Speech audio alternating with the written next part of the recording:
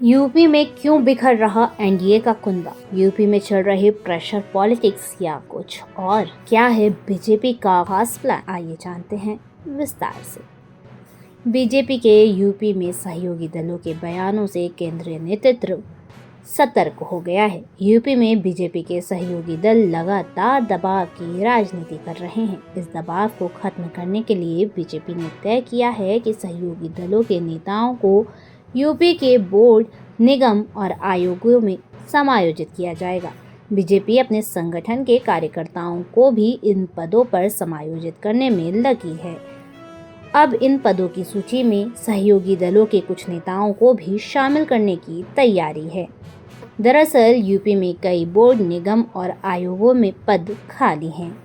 इन पदों पर बीजेपी ने अपनी कैडर के नेताओं को समायोजित करने के लिए केंद्रीय नेतृत्व को सूची भेजी है। इस सूची पर केंद्रीय नेतृत्व ने प्रदेश संगठन से चर्चा कर सहयोगी दलों के नेताओं को समायोजित करने की तैयारी कर ली है। बता दें कि सुबह सपा को एक कैबिनेट मंत्री पद खुद ओम प्रकाश राजभर को दिया गया है। इसके अलावा एक एमएलसी का पद भी ओपी राजभर की पार्टी को दिया गया। लोकसभा का टिकट भी दिया गया, लेकिन ओम प्रकाश राजभर के बेटे अरविंद राजभर चुनाव हार गए। अब बीजेपी ने तय किया है कि यूपी विधानसभा चुनाव और बिहार विधानसभा चुनाव से पहले ओपी राजभर की पार्टी को यूपी और बिहार में बोर्ड, निगम और आयोगों में समायोजित किया जाए।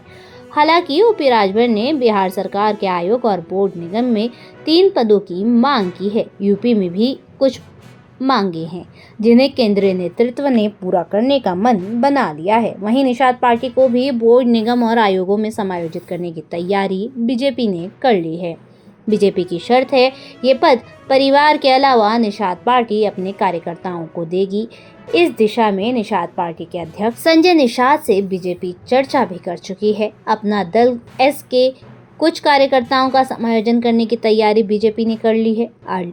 एलडी के कार्यकर्ताओं को बोर्ड, निगम और आयोग में 3 पद दिए जा सकते हैं। अब देखते हैं बीजेपी किसको कौन सा पद देती है और ये चुनाव के लिए कितना कारगर साबित होगा। धन्यवाद।